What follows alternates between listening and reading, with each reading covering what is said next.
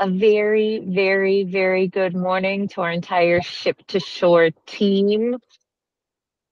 Hey, hey. Happy when is it Thursday already? It's Thursday Thursday, already. June Oh 27th. my gosh, June 27th. So, our book of this month, you guys, was an amazing book that I love. It's a really short read. And so, I hope everybody got a chance to tap into it, to read it. It is called The Go Giver. But don't worry if you didn't have time, the principles from this book are really, really straightforward and things that I think that we can apply to our everyday life. So, Christian and I are excited to talk you through it. Christian, anything else that you wish to add? Uh, I heard about this book before I read it. I would say for about 2 years since you mentioned it. And you know me, like I want to do my little research on who these people are, who the authors are, where they come from. I was a little bit hesitant in the beginning because it's written more like in a parable type of form. It's like a novel. Yeah, yeah, Um, but I love how this is going to be a new addition and a new contribution to yet another book in a library that adds like spins at the end, right? Like it shifts its focus on how we're typically doing things and typically thinking things and paradigms and all that. So I'm really, really looking forward to this. So happy. I yeah, know that it's one yeah. of the favorites. You kept on mentioning it in through every step of the way, in for a Yeah, and long I time. only So read it about a year ago, and I cannot remember who recommended it to me, but I want to say it was like an Instagram post or something that was like the top 10 business books you need to read in your lifetime or something. And then when I mentioned it to a couple of people in my network, they're like, "Oh my gosh, it's such a great book. Like it's a classic, that type of thing." And I'm like, "How funny I hadn't heard of it." And the beauty of it is it's a small, quick little read. It's unexpected because it's in fiction format. So the Go Giver is basically it's a business parable that it teaches the power of giving and the importance of providing value to others. And again, just the title alone, it's essentially a play on the word the go-getter, and it's the go-giver. So it follows the story of this guy named Joe, and he's this young, ambitious, he's in the insurance business. Um, and he has this go-getting attitude, and he's just not getting to where he needs to be in the business world. And so he essentially taps into he taps into this mentor. It's kind of this guy, and Christian, you're going to remember other things that I took off my glasses because there's a reflection. You're going to remember other things that I haven't, but he's essentially kind of watching this guy in the corner office in his building, and this guy has it all, and he's getting all the business, he's closing all the big deals, and he's like, "Why? What is the secret?" And so when he knocks on this guy's door, asks him for help, he says, you have to talk to so and so. I can't remember his name off the top of my head. Do you remember, Christian? um, He calls the master or the Pat, master or the whatever. Patton, But it's something like, like Patton. yeah, it's like this God in the sky essentially. And then all these things start this he meets this guy who's like the unknown. He picks up the phone, the guy agrees to meet with him, and the guy kind of goes above and beyond in the giving of his time. And in and he's like, "How can I help you?" And essentially it's just the start of this go giving, and he teaches him all of these lessons, um, that he is to then translate into the business world to be able to have success. um, anything big I missed in that summary, Christian? At some point, as a reference, I think they mentioned him. They call him the chairman. So he goes to the The chairman, and chairman. the Yep. chairman introduces him to four different people throughout the week, with the caveat, and the only condition is that he applies each principle every single day that he learns it. So he has to go back home or go back to work and apply that principle that he's going to teach him along the way. So it's like, And it's um, go ahead. it's I liked it. It borders like a little bit. It borderline a little bit on the cheesiness, had it been too long, but I think it was so short and so concise, and the nuggets are so strongly achievable, and you can spot them so right away and apply them right away, so that it doesn't become that. So that's what I liked about Yeah. it. It's Yeah, meaningful. and that's the funny part of how it's written in the story is that he's essentially saying that like, um wait, what? I'm supposed to do what? It seems so out of our realm and of our day to day and how we operate in the business world. And this go-getting mindset is like get the best price. Sneaky, this used cars man, sneaky, salesy approach that we have. And he's essentially, and I think that in our businesses, this is the thing that we strive for and why we've grown to the place that we have. But this is not just directly related to sales or the business world, because as it relates to former crew members looking for employment, is you have to think of all of these parables and all these concepts that he's putting out there and going, how do I apply this in my life? How has this been applied to me? Who are those people who have projected me forward, who have moved me in a way, who've created a lasting impact on me? Most likely, they're using these strategies that were written in this book. I would say, at least if you guys kind of go back and think of the mentors, I think of the mentor that we have most closely in our life. And funny, I have a call with her today. Roz, um, she just she gives unconditionally. She's always there. She always picks up the phone. She always has our best interest at heart. And I think she ran a really wonderful, successful staffing agency using those principles.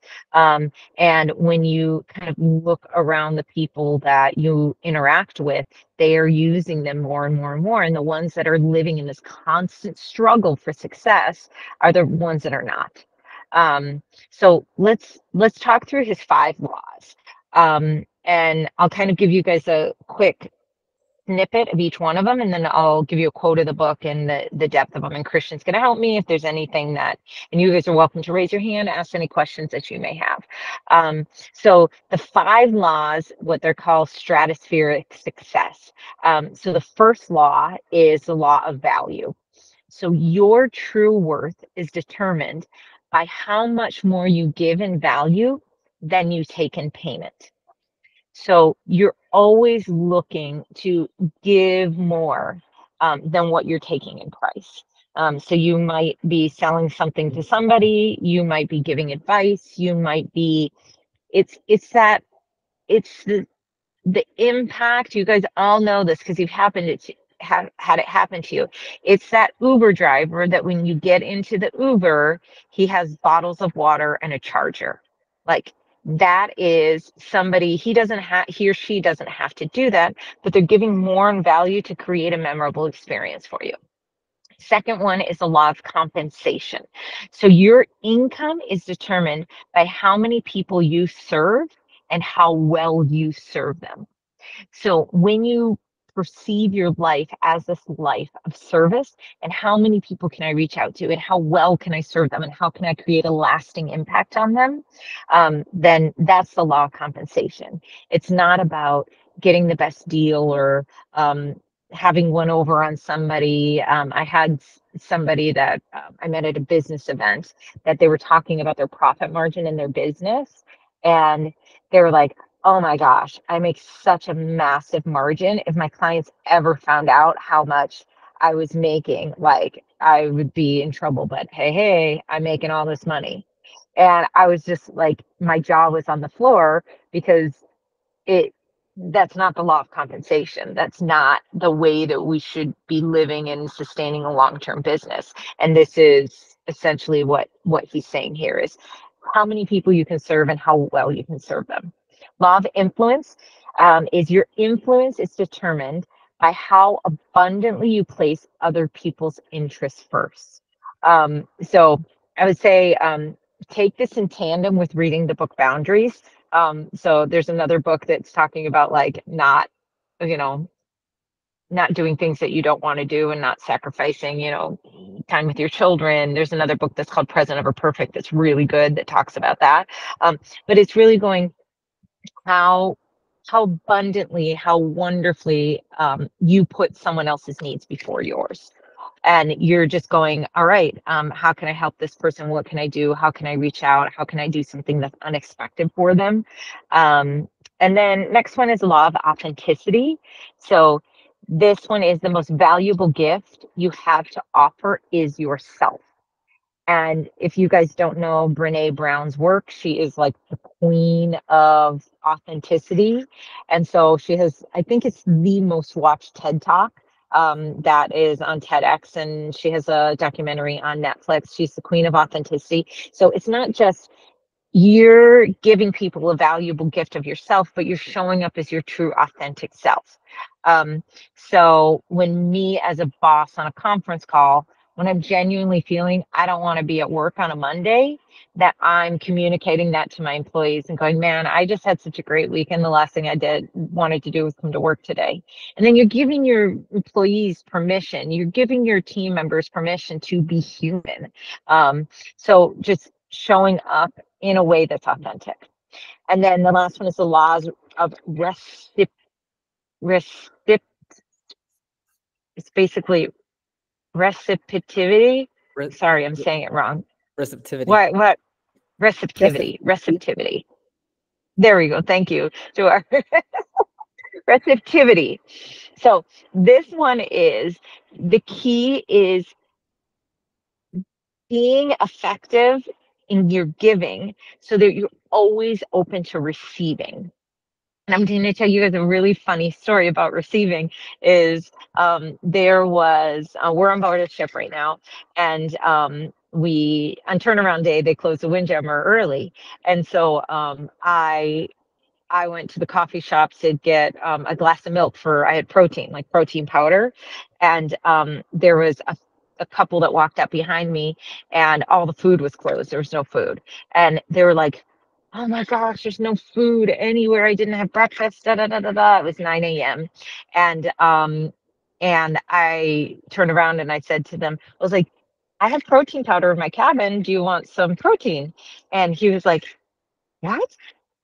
You would do that? I said, of course, because it's like the Hunger Games here. It's like everybody like keeps all their stuff and nobody wants to share.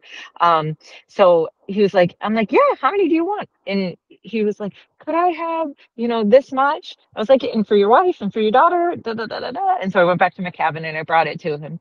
But then that following day, the man came up to me and he bought me a whole bag of protein in the port, like a huge bag of this chocolate protein. He went out of his way to go and find it. I wasn't asking for him to pay me back these 4 scoops of protein powder, but it was just this reminder of like when we release and when we give, we have to be open to receive and it's going to naturally happen to us. And he said he gave it to me. He was like, you were so generous, and I'm a person that believes like generosity gets returned. And he was obviously living these concepts. He was a business owner, and it's part of who he is. So this law of receptivity is so important, to knowing that when we give, we're giving with an open and free heart. um, so those are the 5: law of value, law of compensation, law of influence, law of authenticity, and law of receptivity. And so we're going to kind of walk through each of these and give you a quote from the book and then talk a little bit about it. And if you have questions, please raise your hand. If you have anything additional to add, Christian is going to add in there. So the law of value is the quote from the book that I think is really important is he says, your true worth is determined by how much more you give in value than you take in payment. And I have a quote that pops up on my calendar every single day, and I'm going to pull it up for you guys and read it to you, because it's important for me. And it was funny. I heard it quoted this morning again, because it's related to happiness, but it says, when you seek happiness for yourself, it will always elude you. When you seek it for others is when you will find it in yourself. So I think that has a real direct connection to this, is that how constantly asking is that how can I add value? And when I add value and I give generously to people in their life, and my words and my business and whatever, that is your payment. So it's when we think about getting off of a cruise ship, when we think about transitioning to land, how do we apply this principle to the virtual employment space? Think about ways that as you're applying for a job, as you're making connections to people within your LinkedIn network, you're connecting to former employees that you worked with or managers, consider ways, that you want to go and ask for somebody to give you a recommendation or a referral to something. Think about ways that you're going to add value to that person's life before you're making your ask. So how can you have, I like to refer to it as deposits into bank accounts, is that how have you already made so many deposits into people's lives and into their bank accounts when they go and ask you for a withdrawal, that they are easily going to run and help you and make that connection and make that referral. Do you have anything to add on that, Christian? Your true worth is determined how much more you give in value than you take in payment. I I think as former crew members, it's kind of like a given to us, right? Like it was drilled in our heads and in our culture to just go above expectations, and always Mm, doing extra of what was asked from us. So it comes to second nature to us. We were always it's like what we do. But if we were to put it in a microscope and to really focus on it now, just for the sake of the webinar and the book, it's exactly that. It's not, I mean, so speaking about sales, and I'm hesitant about doing this in front of in front of this audience, but for example, no one's going to buy from us, or no one's going to buy from you just because you have a quota to meet, or just yeah, because you have a target or a deadline or whatever it is, right? They're going to do it because they they're going to lose out. They're going to feel like they're going to lose out more if they by not doing so than by doing. They can't miss out on you, right? So it's that hmm, added value that we do, and that connection that we do, that adds that value to everything that in our day to day, right? Not so much the added value, but just the, like, how we the importance of exceeding the expectation, but suggestion that says to be successful, you know how they always tell you, thinking about yourself first, and your expectations and your quotas and your, but this is just shifting everything all the way around, and ships taught us that, and that's the way our DNA became, and we're just constantly giving more than than it's that it than it's asked from us. And I think yeah, it's something that we do in our nature, and it's just something that we do on our day to day, but just something that you do without thinking now. But it's, if you were to nip it and see it in a microscope, I think it's exactly that. It's just making sure that we're adding that extra that the people are not expecting, right? Because in this world and day yeah, and age, everybody's just thinking about themselves. Everybody's a go-getter. Even the book itself, it's a play on words of the go-getter. This is a go-giver. It revolves about the generosity of things, right? So it's, instead of it yeah, thinking about yourself, it's shifting the focus completely and thinking about the needs of the other person, and yeah. the customer, or the company, or whoever is buying from you. Yeah, and I think that that's why a lot of crew members, you have such a close tie to the brand that you work for, is that you have such a love for the brand because you're giving and giving and giving to that brand. You're a representative, you're an advocate, and me as Royal Caribbean, or me as, MSC, like, we give, we give, we're serving guests. And so it's essentially taking that beautiful muscle that you've been taught to exercise in your company. A lot of crew members get off and you feel super lost because and I know when I left Royal Caribbean, I felt, I kept on introducing myself to people, saying, people, you're at a cocktail party or whatever, at someone's house, and they said, "Oh, hi, how are you?" I'm like, "Hey, I'm Barbara." "Oh, what do you do?" "Well, I'm a small business owner, but I used to work for Royal Caribbean, and I used to have this really important position," because I felt that brand or that thing gave me validity. And so a lot of crew are going to come off of their, say it's a former hotel director, say it's a former cruise sales manager, AOM, you kind of feel this need to say, "Well, I was this and I did da, da, da, da." But this is forcing our thought when we're in the employment search to go, no, me as a human being, it's not associated with a brand, it's not associated with a title or a job, but me as Barbara, I add value to this world. I go out, when I go to Starbucks and I order a coffee, I add value to that person's life, to the barista's life. Add value to the person standing next to me by saying hello or playing with their kid or doing this thing that I know that I do really well that can make them feel good. I've gotten into this habit of anytime I think, because you know how women, well, I guess women and men, it's the same. It's it, maybe because I am a woman, it's easier for me to relate to women. That you just always have this self-consciousness about how you're fitting in your clothes and how you're looking and your hair and your makeup and whatever the thing is.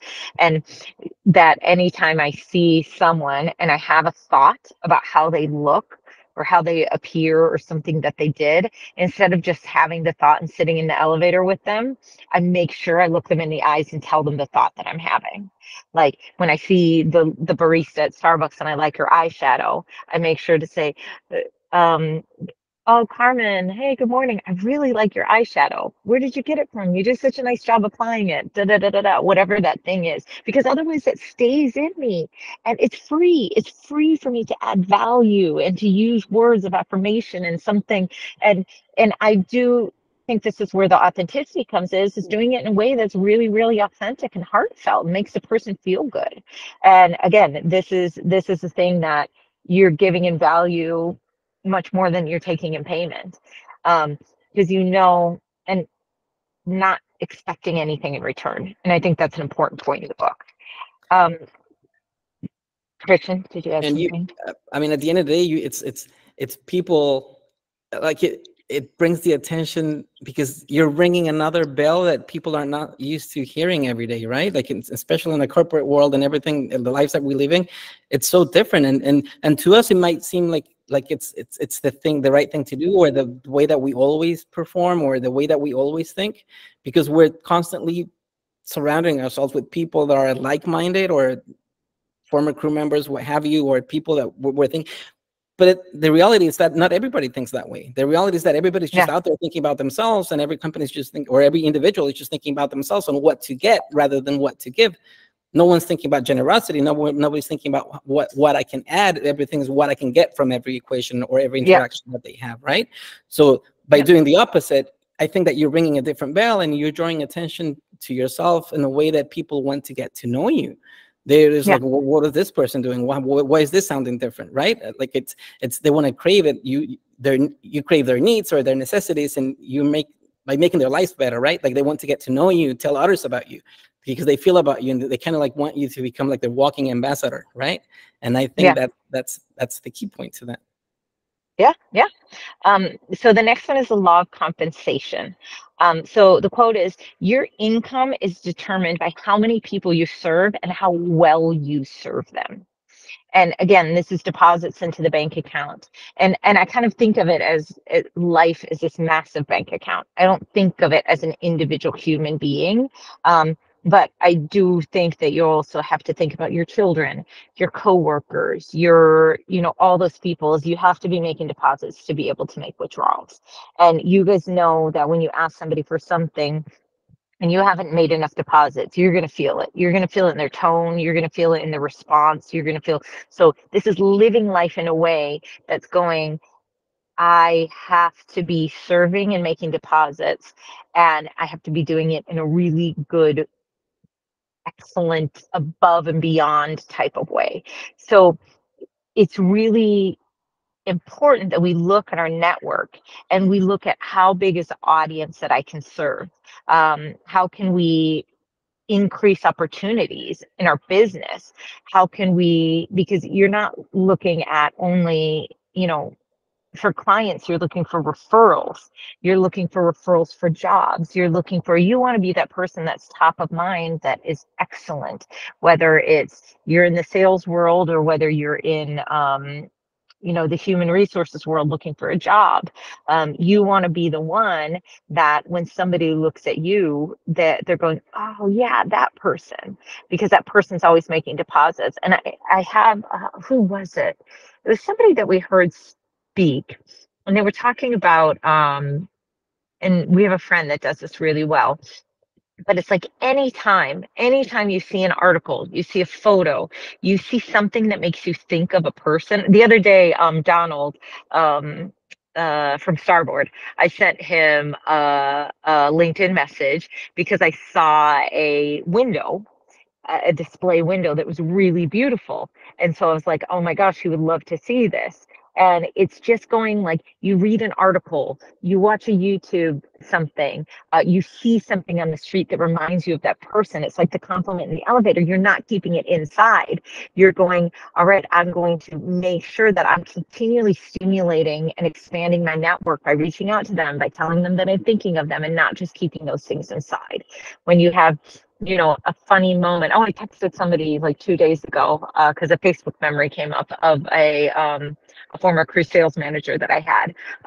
It was a picture of him and me. And so I sent it, hey, thinking of you. This is 15 years ago or whatever it was. Is constantly planting all these teeny tiny seeds. And these are seeds in service and reminders and bringing people back to a moment that was special and doing that within your network continuously is just feeding all these beautiful plants, and these plants are going to be growing around you.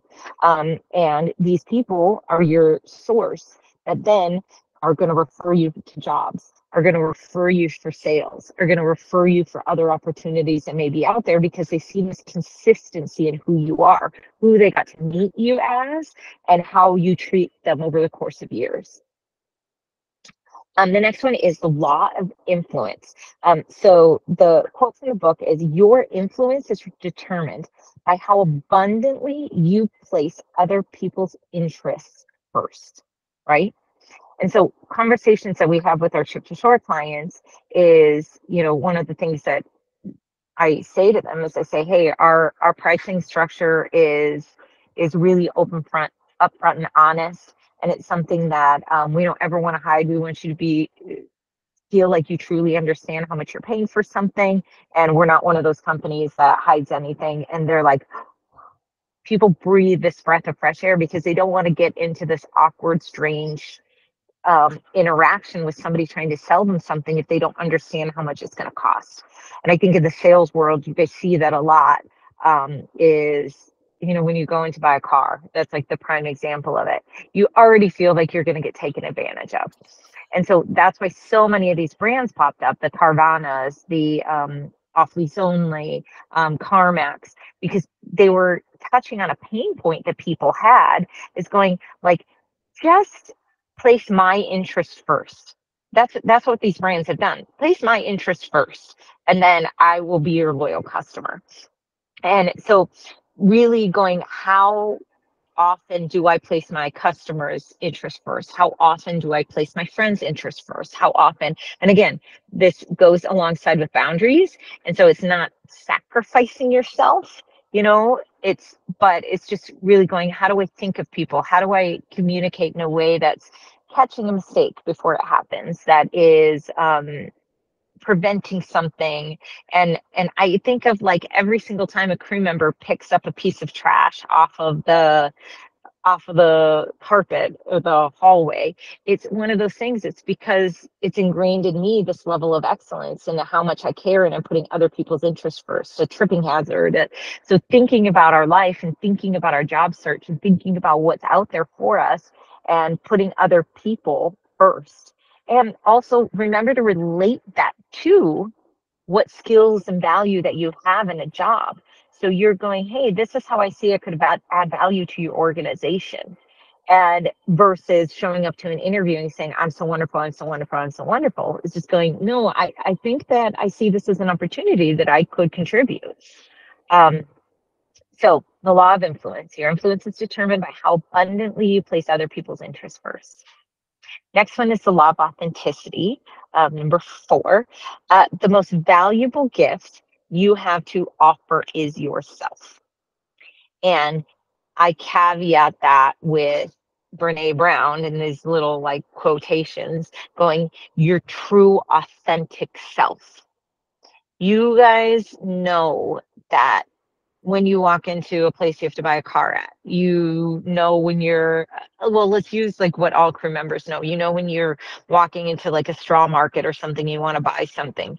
You can sense right away if that person has your best interest in mind, and or if it's their best interest in mind.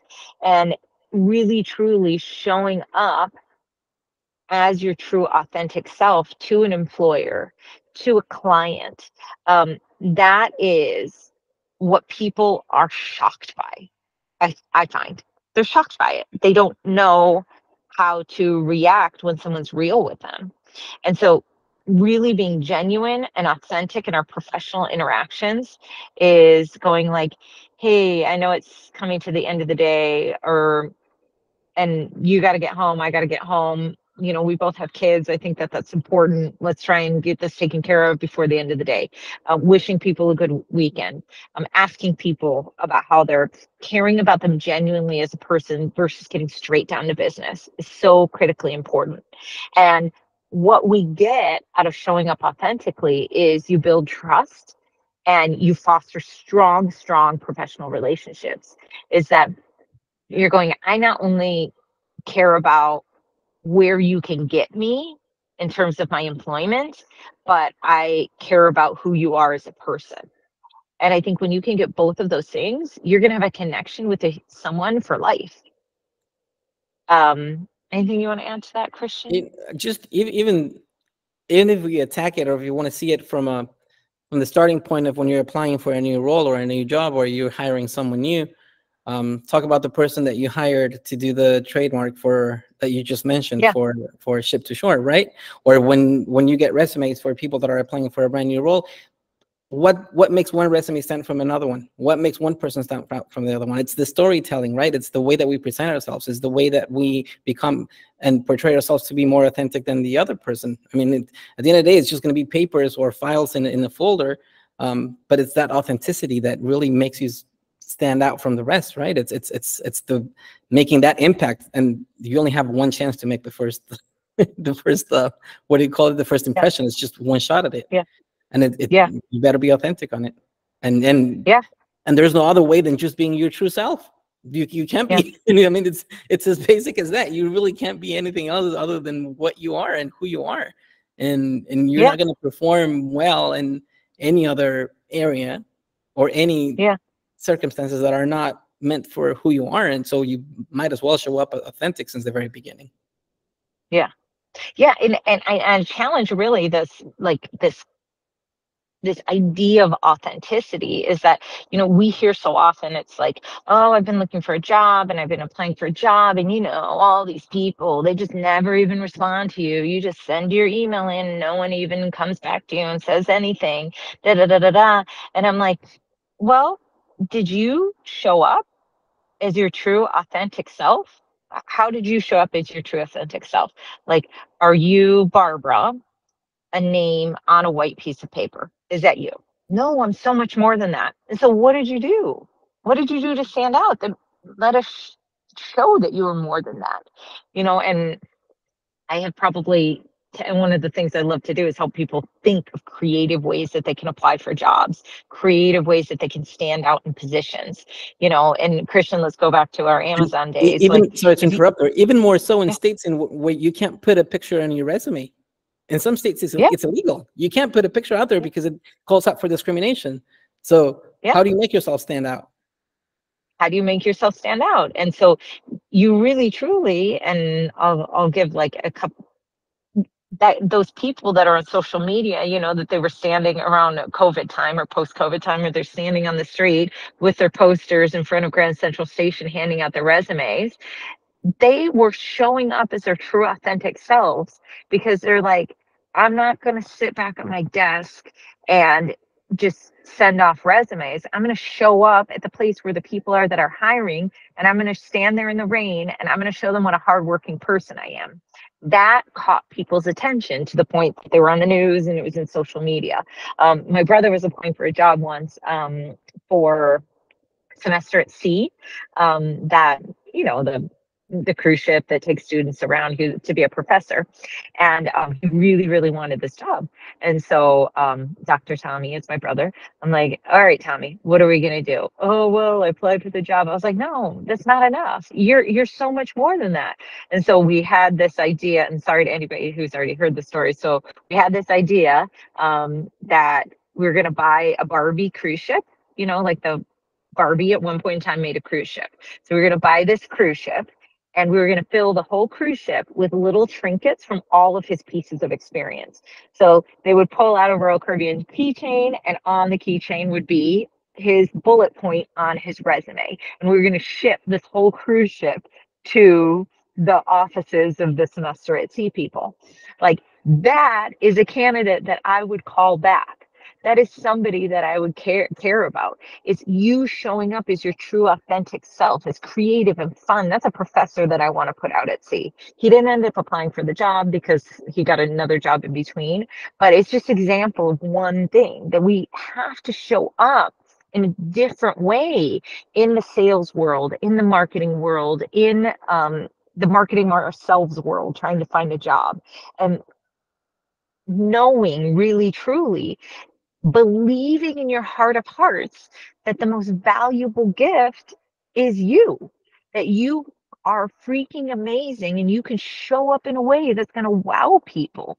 And that's, if you're sitting there blaming other people for not responding to, your 1 in 100,000 emails that you sent out, then that's what you're going to get. If you're showing up as a generic white piece of paper for people, that's all you're going to get. You're going to get mediocre. You're going to get mediocre jobs. You're going to get. So I challenge you to really think about who you are and how you're showing up to jobs, to sales opportunities, to whatever that thing is in your life that you really, truly desire. I had a cruise staff candidate once who applied with me, and his name is Jack Tippett.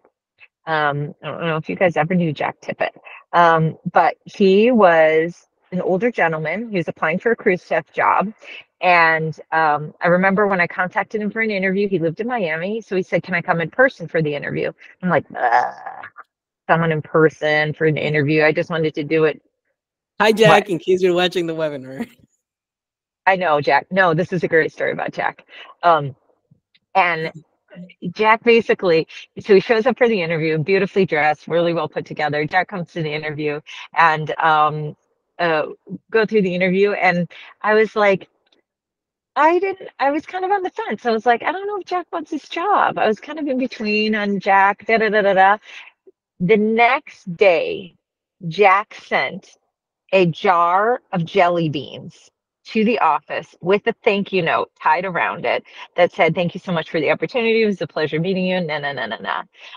Do you think I give Jack that job? Heck yes. Because I was like, look at this guy that he showed up in person. He sent the thank you, but not just a thank you card. He went out of his way to deliver something because he was looking for a job. So I'm sure he delivered it. He bought it, he delivered it, he hand wrote it. And I'm just going, I want people to really honor themselves and show up for jobs and show up in life in a way that is authentic and real, and a jar full of jelly beans. Really, truly, And really, truly. sometimes, if sometimes, Barbara, it even happens. Like if we were to tell that story from the inside out, like looking at it from the hiring part, sometimes they even beat you to the punch, because you might have it in your calendar. Okay, so I'm going to interview people on Monday, and then by Friday I'll get back to them, right? And then all of a sudden you have Jack showing up the following day with a thank you and following up, right? True story. Companies are craving for authenticity, right? I know of a great company that Yeah, even has that as a core value for people to be authentic. um and one of it's ours. true, right? Yes. One of the most recent hires is probably a person that beat the HR department to the punch, and they show up in person rather than, or they look up at the address and Indeed, and they show up in person rather than just sending a follow-up or automated message. And they show up and you say, hey, I'm here for the position. And you're probably from the HR role and thinking, you know what, you're already here, might as well let's chat, right? And it's already like you're standing out, you're portraying yourself so authentically and so differently from somebody else. I mean, no one's going to do that, right? And it's exactly that. It's being the Jacks of the world. Yeah. And it's having this deep-seated belief to know that you are a gift. You are offering the best version of yourself to your clients, to people, and constantly working through that and going like, no, I'm not bothering customers. I'm showing up. I'm adding value. I'm doing it in a way that's authentic, real, connecting. Anytime I think of them or I see something, that I'm really thinking about what's in their best interest from a product standpoint, from a customer service standpoint, being, if I was in their shoes, I would appreciate a text telling them that, the order's on the way, or whatever those things are, that you get to know that person at such a deep level, that you know what would make you stand out. And then the next one is the last one is the law of reciprocity. Gosh, this is like periódico. I can't say periódico for the life of me. It's, my husband makes fun of me. It's newspaper in Spanish. And no matter what I do, I can't say receptivity. So the quote is, the key to effective giving is to staying open to receiving, is really truly by encouraging openness to receive. So help, feedback, opportunities, and just think of yourself really as this. I always like to think of money, and it's this balance of giving and this balance of receiving. And you have to think of it not only as physical money, but also think of your career growth. Think about your personal development. And I always like to think of money. Did you guys lose my video? Or is that just me? We're good. You see me? Oh, No, you okay. froze. Okay. You froze. I don't see me. I froze. You froze on Hang my on. end. But we can hear you. Oh, okay. Let me see if I can switch my camera here. I bet you a small child stole my internet, if I were to guess. Let's see. Okay, I'm here, right? Okay. Hang on. Sorry. Um, but this this idea, when you think of money, um, that I always like to think of money as something that's loose in my hands. And you can visualize people that have their money loose, that the money comes and the money goes and it flows constantly through your hands like water. Okay. And then there's people that have money in their hands that are like this. And if you guys just do this exercise with me, take your hands and like clench your hands really, really hard, like this. Just clench your hands for me and just hold them there. Yeah. Hold it like in a fist or something. And keep squeezing it, keep squeezing it, keep squeezing it. So we live our lives in different ways, in our giving, in our finances, in our words, in what we do. Keep squeezing. Okay, now open your hands. And you guys feel that soreness and that pain and that kind of like little bit of cramping in your hands. So when we live our life like this, and we're not free and we're not open with our words, when we're not free, when we're not open with our generosity, when we're not free, when we're not open with our time, we start to hurt. We start to ache. We're meant to live like water flowing through our hands. And this receptivity. This is this idea that I'm going to give freely. I'm going to give freely with my words, with my time. I'm going to care about responding to the emails. I'm going to care about sending somebody a message. I'm going to give and I'm going to give. And I know that I'm going to receive as a result. I am not going to complain about people not responding to my 500 resumes that I sent out. I am going to keep going and I'm going to go, okay, they didn't respond for a reason. They didn't respond for a reason. Maybe there's something I can be doing better. Maybe there's something I can be showing up in a more authentic, genuine way. But knowing that as we balance our giving, then our receiving is going to come.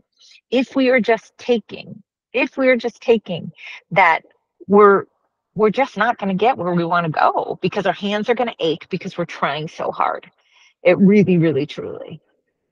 And for me, this is like key to success and balance in life.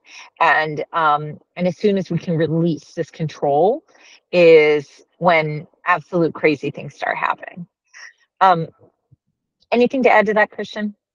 To It's a tricky receptivity? one because you might think that we're all open for receiving, right? Like you might think like who's not going to be open for receiving, But to be honest with you, I think, at least personally, that's the one that I struggled with the most. And I even had to make a personal note on that one. I'm going to read it out to you guys. On that law of receptivity, there you go. It says, it means that accepting help, support, and gifts from others with gratitude. It acknowledges and that giving and receiving are two sides of the same coin. And by that, being receptive, you create a continuous flow of abundance. Embracing both roles allows receiving and giving, allows for a healthy exchange of value, and fosters a cycle of generosity. And think of it in terms of money, if you wish, but also think of it, for me, it's even hard to receive a compliment. How many times do we deflect it? Oh, thank you for this. Yes, but it really wasn't me. It was this person as well, right? It's so hard to accept even a compliment. So it's something that I think that people that are wired the way that most former crew members are, go-getters and go-givers, and people that are so strong in what we do, and by putting others always first, and the guest would always come first, it's so hard for us to receive, right? Like, and there's even cruise lines that won't accept tips, say, right? So it's slowly engraves in your brain the not being able to receive, right? And it becomes a culture. So it's a tough one. It might seem like it's an easy one, just to receive, being open for receiving, but at the end of the day, it's the language that you're speaking out to the universe, and a lot of the times we're just blocking things from coming our way. Personally, I think that's a big one for me. Yeah, it's a great point. And I think that when we think about the giving, that, and this is where this kind of brings full circle the point that earlier, which was about give more in value than you take in payment, how many people you serve and how well you serve them, is that we all know people in our life that are not flipping this coin in a way, the giving and the receiving. So all they're doing is giving, and they're not receiving. And you're watching them and you're going, oh, that's really painful, because look at how this person, and like mothers are like the classic one. And then maybe spite creeps in because they're giving and giving and giving, and they're never receiving. And so our challenge is being able to identify, okay, like, I'm giving, but am I receiving as well as when I'm giving? Am I channeling in? Am I bringing in, am I believing really truly that perfect position is going to come to me, that perfect income, that perfect house, that perfect vehicle, whatever that desire is, the trip. And I think that this is flipping over both sides of the coin. It's going, all right, I've been giving, but I'm going to allow the compliment. I'm going to allow the thing. I'm going to allow myself to be nice to myself. This is the thing that I value, is going out to eat or buying that dress, and making sure that you're constantly flipping that coin, because it's like a yin and a yang of this culture of growth and giving, and allowing both things. So the river just doesn't flow downstream. You have to make sure that you guys are constantly getting fed in all areas. And this one's really, really important because it's a balance. So let's think about virtual employment. That really, truly is, we talked a little bit about adapting skills. So it's taking what are the things that you did as a crew member so well, and you're taking those experiences and you're transforming that level of excellence, that level of service, that level of ratings. Imagine, you guys, if every single week, at the end of the week, you had to rate yourself in every single area of your life, like guests did on comment cards, and guest satisfaction surveys. If you had to go, okay, how did I do in my exercise, 1 out of 10? How did I do in my eating? Da da da da da. And you got a score that got publicized to everybody in your network. God knows you would have this level of excellence on yourself because of how you're being rated. And that's why it works on board a ship, that because everything is measured. I'm not suggesting that you have a personal comment card, but I'm just going, make sure that you take those things that you did really well and you hold yourself to that same level. And just knowing that there is an employer out there who's going to get the gift of you. networking. So I think the networking is really, really tied into the authenticity, is making sure that you're serving in your networking to build and maintain really strong relationships with the people that you make contact with, the shipboard, the people that are posting positions. Like, somebody's posting a position. Whenever I see a position posted, I may not know somebody, but I may know a network that may have somebody, or I immediately forward it to 2 or 3 people who I think could be a good fit for. And if, you know, this person posts, John Smith posts a position, I send it to 2 people in my network. Hey, I thought of you when I saw this post. Is I make sure that I say, would you like an introduction? Is I'm not just sending you the post, I'm going to serve you even a step further. Because what does it cost me to make an introduction to somebody else? The hiring manager is the one who has to vet the person. But I'm going, how can I give just a teeny bit more? How can I give you a referral? What can I do? And then providing value is really think about ways in which you can add value to potential employers, to clients in a virtual setting.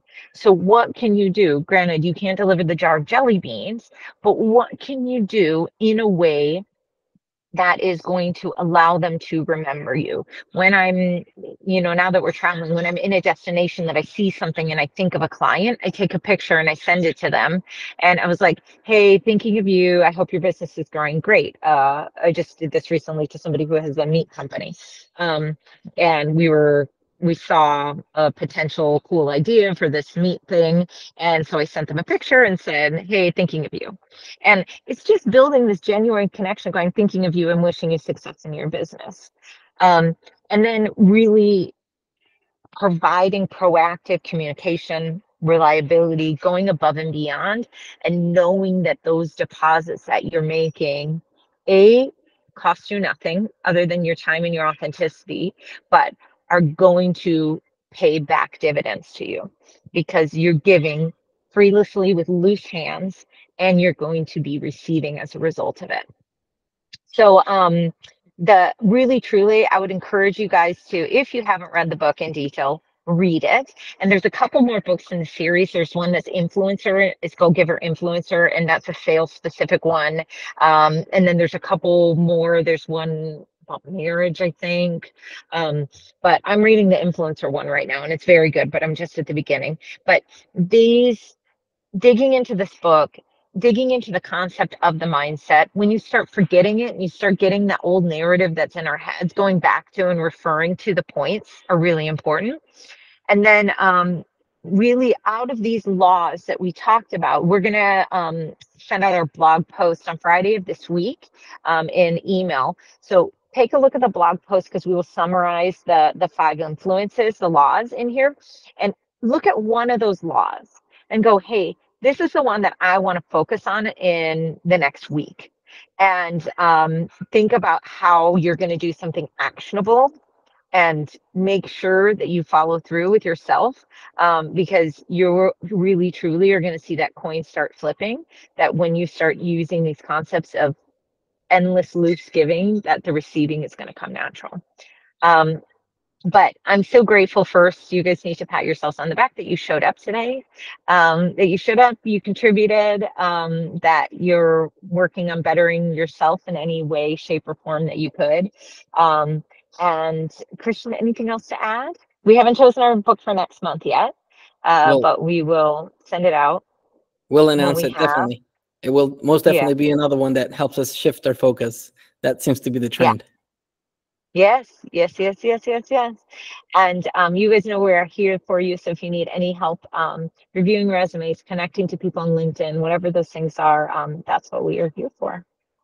So thank you guys for showing up. Anything else, Christian?